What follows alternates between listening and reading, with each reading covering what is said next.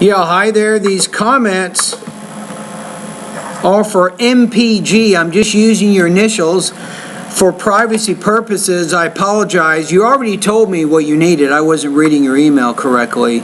So you need to get 25 or higher in each section of the test, which puts you at 100 or higher. Now, right now, let's see where you are. So you had 18 points on the reading. I'm going to add these up. You had 21 points in the listening, 23 points in the speaking, and 20 points on the writing. So you're at about 82 points right now. You want to get higher than 100. And you say, I'm following your steps right now and finishing the first part of the 500 new words. I'd like to know if you have some specific directions for me.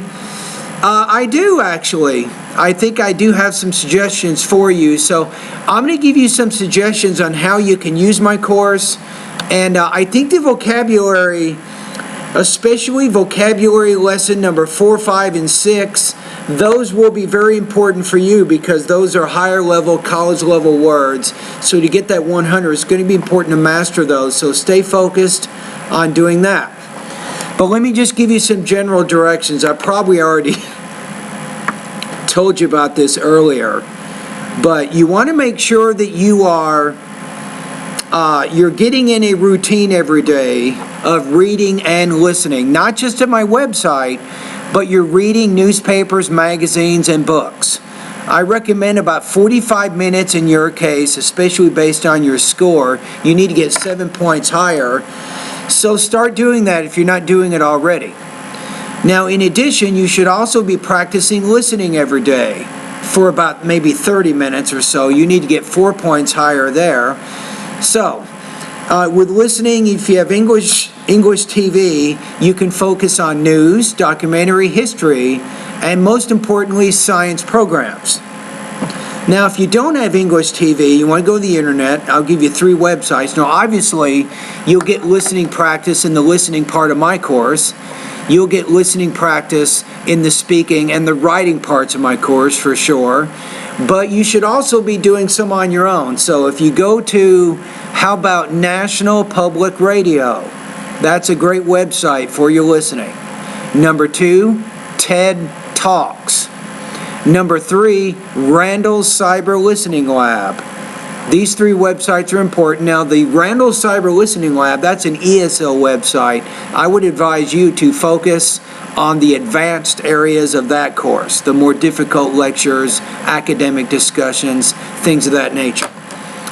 All right, so as you're doing your reading and listening practice, as I tell all my students, maybe I've told you before, you should be writing and speaking about this information. This is going to help you improve your speaking and your writing also. So what you can do is take in your notes on a reading or listening passage. You can write a 250-word summary of that information. You should be writing 3 academic summaries each week. Each summary is about 250 words. In addition, you should be speaking about the reading and the listening passages using your notes again. In this case, you want to give maybe 3 or 4 oral summaries each week based on the reading and the listening passages. Your oral summary should be about 60 seconds long. I even recommend that you record them. All right, so if you're doing this right now, in addition to using my online course, that's going to be very good for you. Now, because your score is already 80 or 82, some of my lessons, maybe you don't need to study.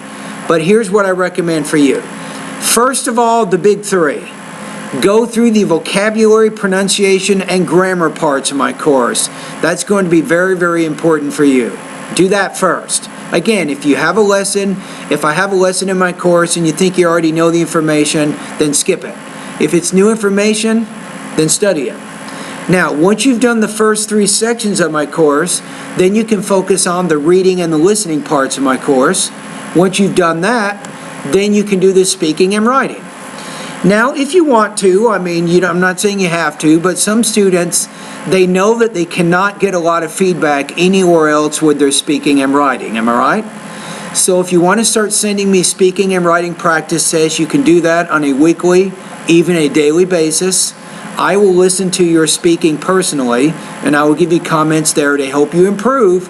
Remember, your speaking needs to be higher than 25, right? And I'll also have my teaching assistant. He will read and score your writing practice test, right? So those are some of my recommendations. Remember that these are just recommendations. As you already know, you have complete unlimited access to all 700 of my online TOEFL course lessons.